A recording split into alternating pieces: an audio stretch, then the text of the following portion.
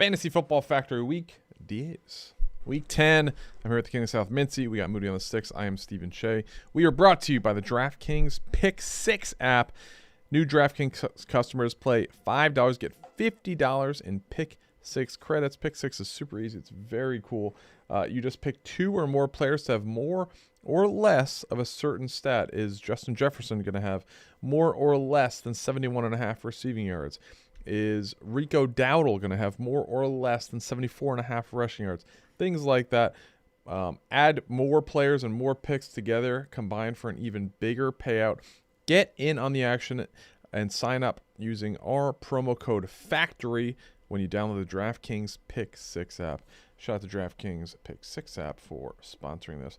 I was in California this week and did some DraftKings Pick 6 there. It's legal in a lot of states that sports gambling is not, and also in states where it is. So if that's an issue in your state, Pick 6 is a great way to mediate that. I want to hear about California Cheah for a second. How was it? It's good. We were there for in and out in a day for a high noon event, but it was cool. Got to watch the full Game 7 of the World Series, which was an awesome sporting event. And me, Danny Conrad, Spider went in a self-driving car, which was very cool. Good time. But you know who's not having a good time is Washington Commanders fans. No. Jaden Daniels, not ruled out for the year, could potentially return, but dislocated elbow. They're 3-6. He ain't coming back. Yeah. He's already had two other injuries. I would imagine. I mean, Marcus Mariota could win you a couple of games, but yes, it's not looking great. Jaden Daniels. So now the report came out on Sunday morning. Terry McLaurin likely out past week 12 to miss the team's bye. It seemed Luke McCaffrey got hurt in the opening kickoff. It seemed pretty evident the Commanders did not have any speed on the field. No, they couldn't separate. A lot of deep balls. Well, they couldn't separate, and people were getting mad at Jaden for running around, but Ertz was the only guy he could throw to. Yeah. I mean, they couldn't separate, and the thing about it, you're down 38-7 with 8 minutes left in the fourth. You've got a quarterback that's already been hurt twice this year. He's taken a ton of hits, and he's got a tall, lean frame. His receivers can't separate. You know, people have been debating the armchair quarterback thing all week. That's on Dan Quinn. He said it too, but, you know, it was similar to the Chris Godwin injury in that Ravens-Bucks game last year on Monday night where I was watching the game with you, and you were like, why is he in there? Right. And this was that part too. Mm-hmm. And if you're a Commanders fan, you know, it brings back terrifying memories of RG3 in a weird way where he had the great rookie year and then it went down, you know? Yeah. It's tough. Yeah, it was a really bad scene. What type of fantasy value, if any, do any Commanders players offer you the rest of the year? I think it's slim to none, almost period. Krosky Merritt still has maybe a little bit because Mariota's mobile, and so he'll run, and so maybe there's something in the running game. But this is something that's really changed the last few years in the NFL because you used to could have receivers out and it'd be all right. These teams that have their top receivers out and don't have depth, you can't win with bottom feeder receivers in pro football anymore. And anytime the Falcons have Drake London out, it's a thing. You've seen it all year with the Commanders without McLaurin. You have to either have depth or your top guys, or it's massively adjust everything. It's the replacement level receivers, the drop off is too much. And with the modern rules in the passing game, that it's impossible to overcome. Yeah. Yeah, it's going to be rough sledding for Washington. Sorry, Moody, what are you going to say? No, you're good. What a lost year for Terry McLaurin, though.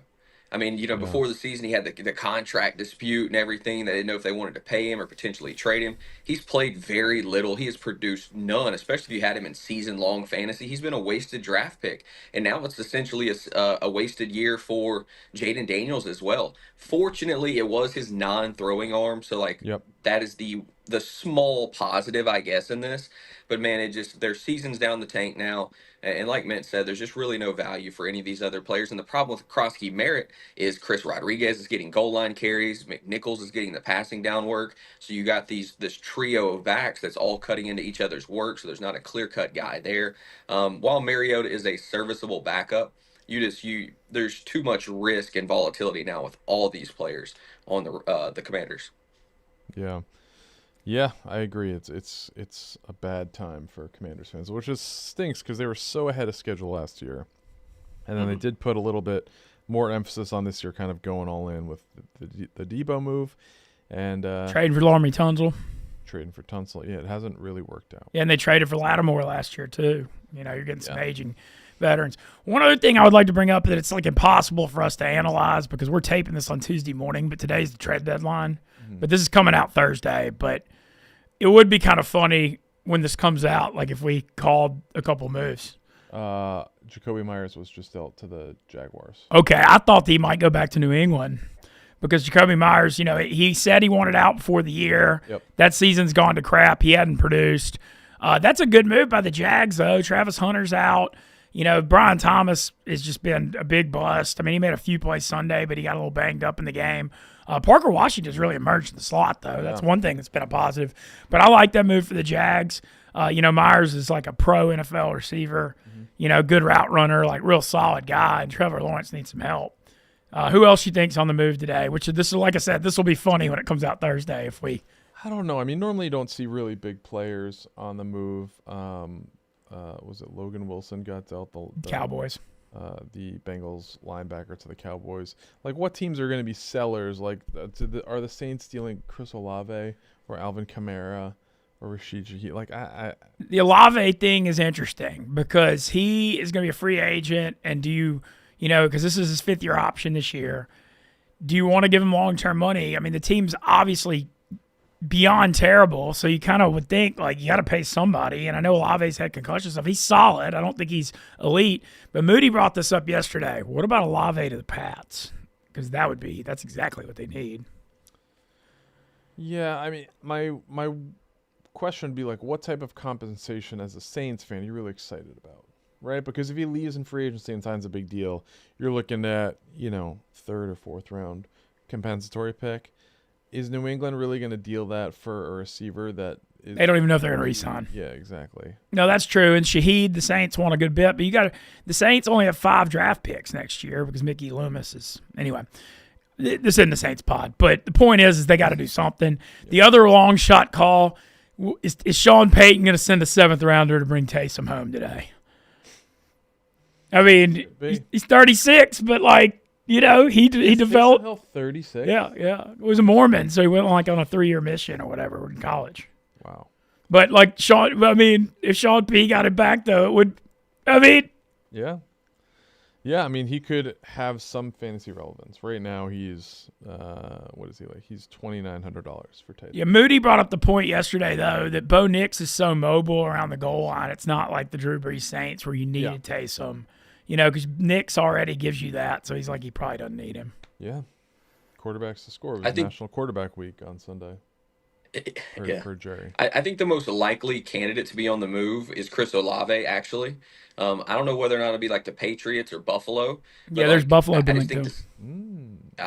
I think those would both make sense. He just feels like the one offensive name now that Jacoby Myers is off the board. And those are the names we talked about yesterday on Wake Up Mintzy was Jacoby Myers and Chris Olave being the 2 most likely candidates on the offensive side of the football to be on the move. So I think Olave, it would be smart for the Saints to make a move and try and get anything they can for Olave. I just don't know who is going to be the suitor, but I would think Buffalo and New England probably your top 2 suitors there. Another name to mention, I don't think he's moving, but the Jalen Waddle thing's interesting a little bit too. Yeah, and he's under contract at least, so you can make the argument that you can give up a little bit more priority or premium draft picks for a guy who's going to be locked up for a bit.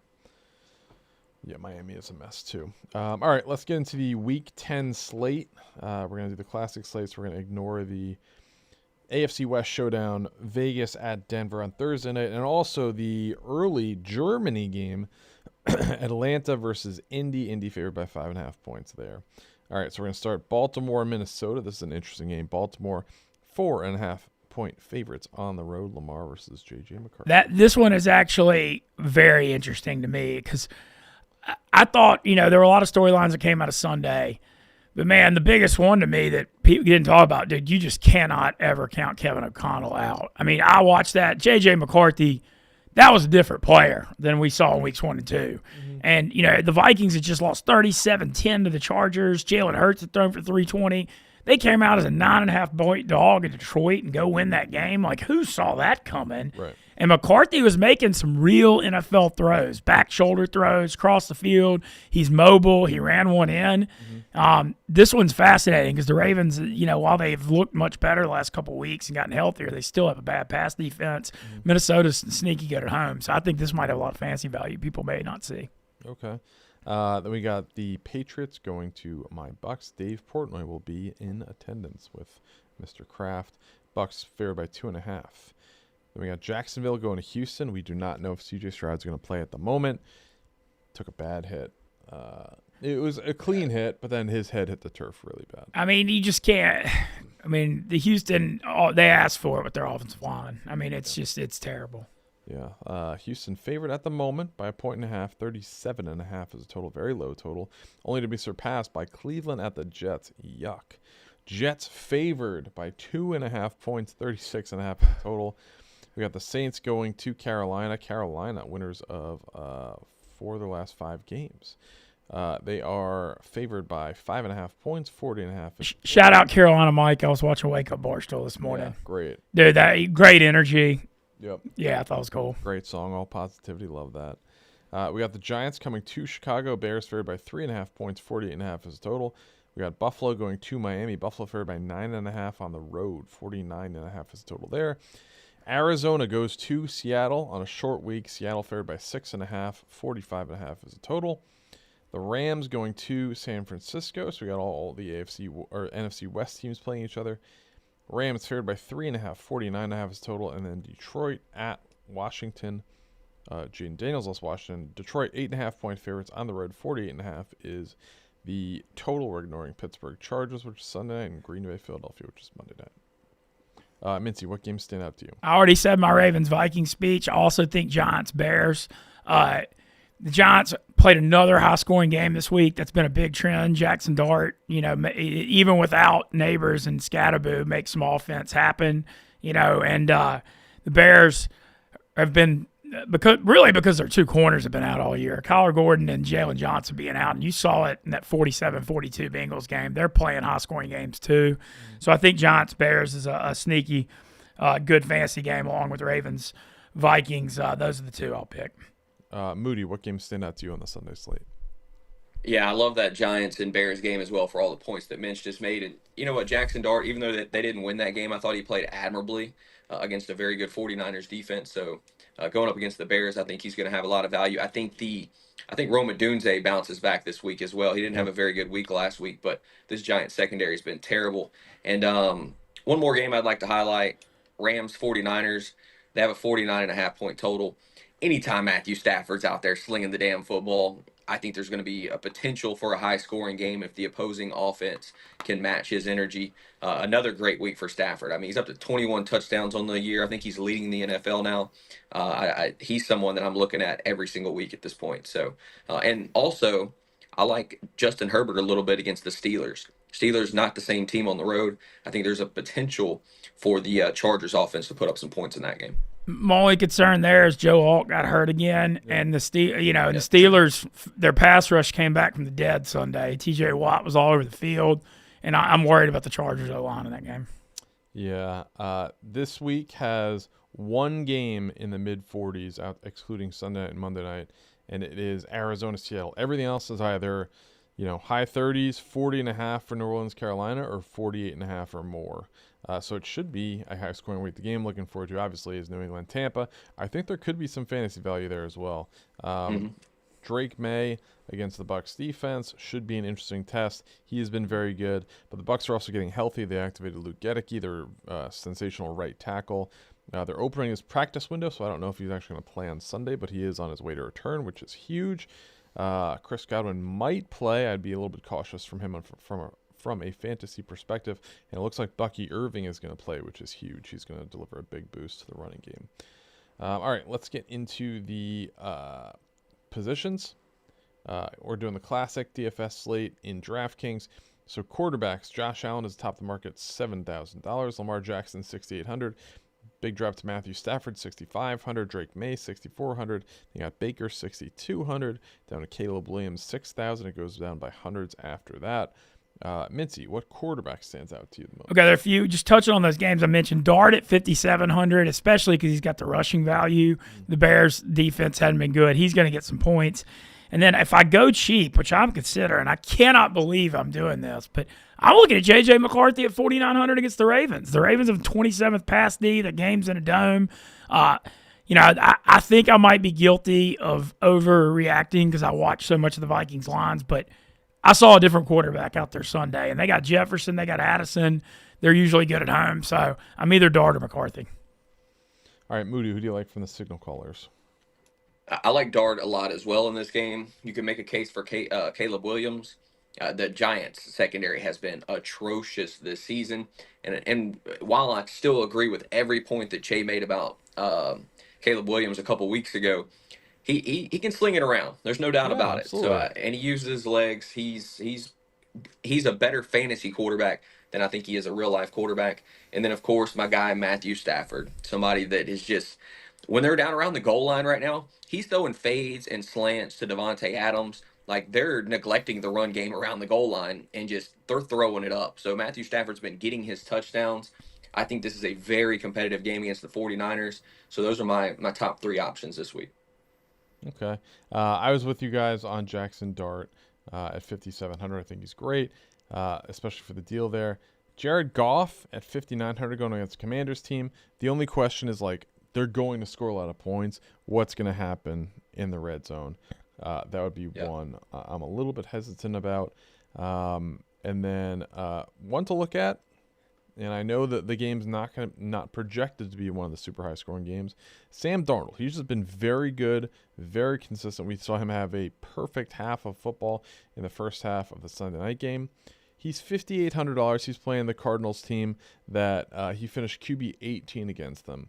But in half of his games, he's been QB 10 or better. I think Sam Darnold is an interesting option for a defense he's seeing another time to show out. So $5,800, I don't hate that value from a quarterback position.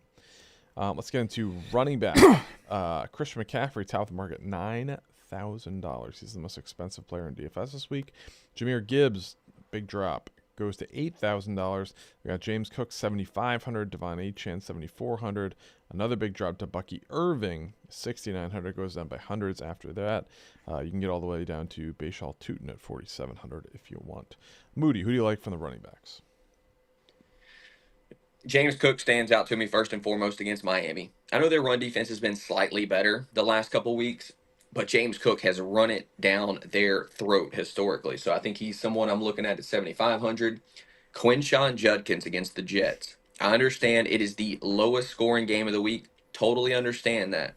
But this is usually the kind of game where he pops off, where their defense is able to take advantage of a bad offense and they're able to actually run the football. So I think Judkins gets in the end zone again this week. I think at 6,500, he's good value. And then if DeAndre Swift misses again, Kyle Monangai has to be played this week. I ended up putting him in my flex on Sunday morning, and he had a phenomenal showing, 175 yards on the ground, another 22 through the air on 3 catches.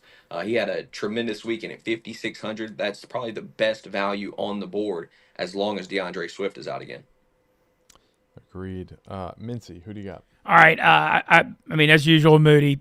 I like both Judkins and Monangai. Rico Dowdle against the Saints at 6,300. I know that he split some time with Chuba Hubbard, but Dowdle's having a hell of a year, and the Saints run defense. I mean, there's nothing about the Saints that's good, and so I expect him to have a solid game. I don't really like any of the top backs at the prices this week. The problem, like Cook should have a good game in Miami, but he gets nothing in the passing game. They never throw to him. It's totally run-based with Cook.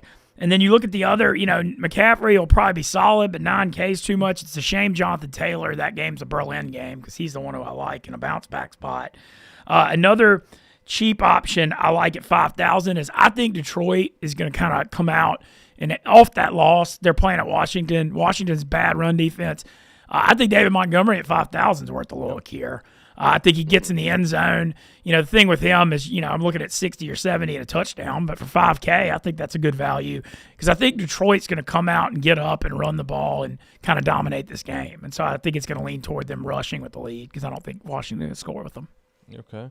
A couple of the guys I circled have been mentioned. So Quinshon Judkins, Rico Dowdle, I really do like a lot against the Saints. Then, Kyle Monangai, depending on DeAndre Swift's status. If DeAndre Swift is limited or doesn't go, Monangai is a must start. He was outstanding Sunday, 198 total yards. All right, wide receivers. We're going to start with Puka Nacua, top of the market, $8,700. Jackson Smith and Jigba, $8,600. Amon St. Brown, $8,400. Big drop down to Justin Jefferson, $7,900. Devontae Adams, $7,700. Another big drop to Emeka Egbuka, $7,000. Nico Collins, $6,700. Brian Thomas Jr., who's questionable, $6,500. Goes down by hundreds after that. You can get all the way down to Olamide Zaccheaus at $3,600. Mintzy, who do you like from the pass catchers? I'm taking a shot here, and I know he hadn't had the biggest year, but I'm taking a shot on this McCarthy Jefferson stack this week. Okay. He's 7,900. In his career, he averages like 120 yards a game at home. Baltimore didn't have a great pass D, and like I said, I liked what I saw out of McCarthy this week. So, and I've also saved money because I didn't go big at running back. So this is kind of a gamble on my McCarthy hunch, but it's one of those that could pay off. Okay. Kind of big. So that's what I'm looking at. The other ones I'm looking at, I like Zay Flowers, 5,900 in this game. He gets a ton. When you watch Lamar looked awesome, 4 touchdowns on the return against Miami. I think he'll throw well in Minnesota. Zay Flowers is the number one target. He gets tons of targets, and Cheah's going to roll his eyes, but the game being indoors, which Zay also is a factor here. So I'm looking at him as well. And then he's kind of making a return from the dead, the DJ Moore thing. I mean, granted, last week he threw a touchdown, but 5,500, not bad there. And then the long shot call, Demario Douglas had 100 yards last week for the Pats, and Butte got hurt, and he's 4,000. So I think that's a good cheap option against Tampa. All right, Moody, what receivers do you like? I love Justin Jefferson this week. I think this is a great spot for him against a Ravens secondary that has not been good. They are healthier than they were earlier in the season, but I still think this is a good spot for Jay Jettas. Roma Dunze. I've played him a lot this year. I know he hasn't been great the last 2 weeks. This feels like the perfect game for him to pop off. I lean Roma Dunze at 6K. Darius Slayton would be my cheap option at 4,300. Again, if I think Dart's going to have some kind of game here against the Chicago secondary, then somebody's got to catch the damn ball. I like Darius Slayton. And then 2 guys I'm going to keep an eye on this week. Chris Godwin, actually, at 5,500. I don't know for sure that he's going to play, and I just want to see if he's healthy, see what happens there. So he's someone I'm keeping an eye on. And then Ricky Pearsall, same thing. They do expect him to be back this week. So it sounds like Pearsall's coming back at 5,400. I think he becomes the number 1 receiver there once again. So 2 guys I'm keeping an eye on that could potentially play in my flex. Okay. For receivers, my favorite one is Amon St. Brown, $8,400. He's obviously very expensive. He gets a Washington team that is just very, very depleted, especially in the secondary. Emeka Egbuka, $7,000, I think is a good option, especially if he's going to be healthy this week going against New England, coming off a bye. I'm with another Vikings receiver. I like Jordan Addison at the value of him at 5,400.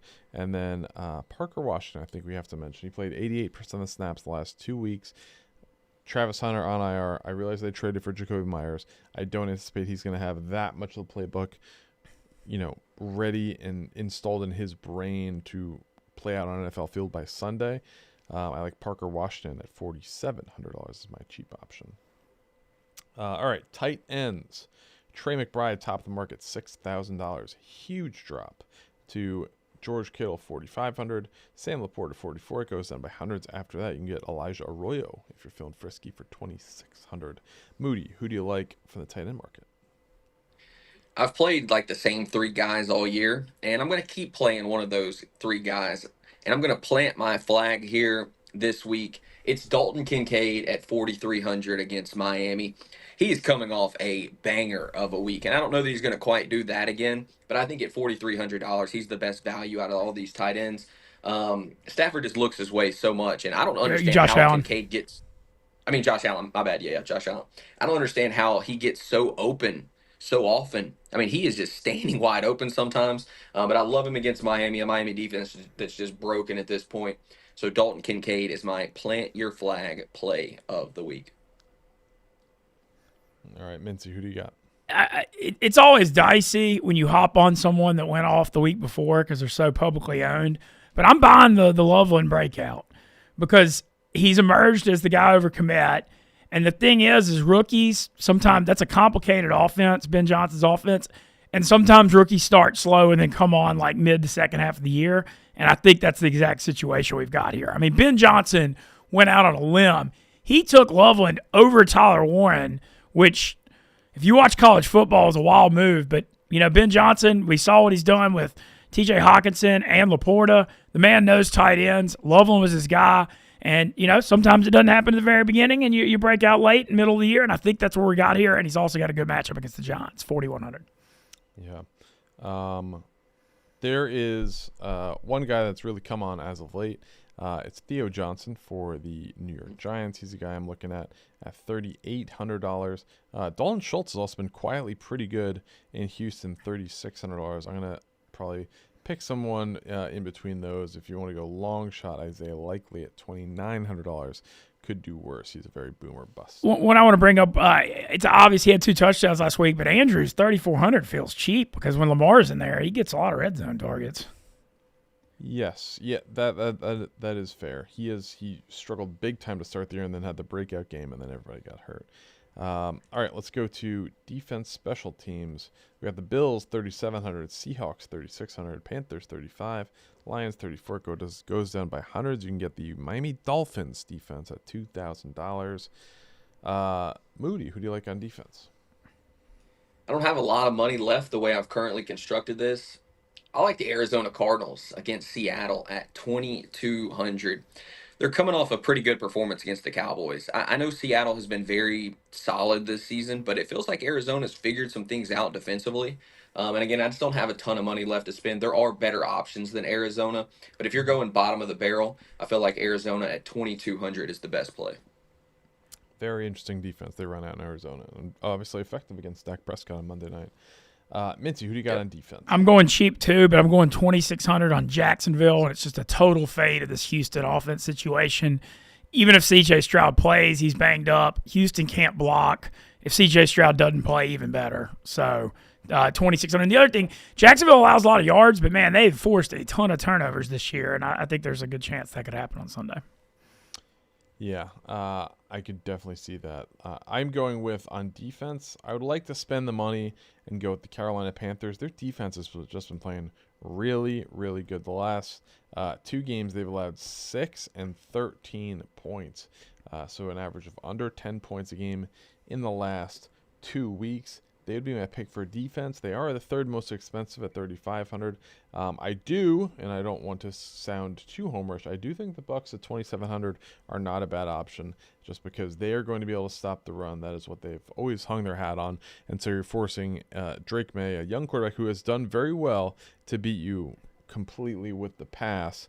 And they do not have very good wide receivers. So that is one I would be looking at $2,700 if you want to save. But my favorite is the Panthers this week against the Saints. Yeah, the fade and Tyler Shuck is going to be a real move. And Eric McCoy's out up front. The O-line's bad. I mean, Shuck's not ready to play. He threw that pick in the 4th, but there could have been many. There could have been many more. Yeah, and I should have prefaced that with the Panthers are actually my plant your flag player of the week. Panthers defense special teams going against the Saints. I forgot to say mine, but I mentioned it already. Mine's is the Justin Jefferson big game call. He's due one with McCarthy looking better. I think this is the spot. I mean, I know he's 7,900, so it's not the boldest take. But, I think, the old school 130 with a touchdown or 2 is in play here. Okay. All right. Any closing thoughts to the people, Mintzy? I want to give you a compliment, Cheah, because people always love bringing up your bad takes. Mm-hmm. But we highlight the good, we highlight the bad. Your Drake May preseason call of fantasy, I want to mention, because you were on it. You had him ranked high. Yeah. And that has aged very well, and so I feel like that deserves a mention. I was big on the second-year guys, and they all have been doing pretty good with Bo Nix as well. Penix hasn't been as good, but I thought that there would be, I think it was 3 in the top 12, which is looking pretty good right now. I also did say Bryce Young was going to be a top 10 fantasy quarterback. We can just forget that. He's had 4. I looked this up. In his last 4 games that he has started, he has won all the games. but he's thrown for under 200 yards in each one of those games. The last 3 quarterbacks to do that, 4 straight wins, throwing for under 200 yards. It was last year's Caleb Williams Bears team. Before that, it was, I believe it was Jimmy G. No, it was Mac Jones with the Patriots. Okay. And then it was Jimmy G with the Niners. Not necessarily the quarterback you want to model yourself after. We actually had the Carolina Mike on guy. And I asked him, like, do you believe in Bryce Young? And he said, yes, nothing flat. Like, he's unflappable. Like, he doesn't get rattled. Which, okay, but the Panthers are a running football team that plays very good defense. They're going to kick your ass in the trenches and win that way. They're not slicing and dicing you through the air as much as you'd want to believe with Dave Canales head coach, Bryce Young #1 pick, Ted McMillan, etc. They're a running football team, and hey, that's a good identity to have, especially in the playoffs. Yeah, no doubt. Which they are trending toward. I know it's crazy. Carolina 5-4, and they've been an underdog in all 9 games. I mean, that's a crazy. I mean, they were a 13-point dog winning outright at Green Bay. Nobody saw that coming. Yeah. All right, that is it for Fantasy Football Factory Week 10. For the King of South Mintzy, for Moody, I'm Stephen Cheah. Hopefully we'll see you in the winner's circle.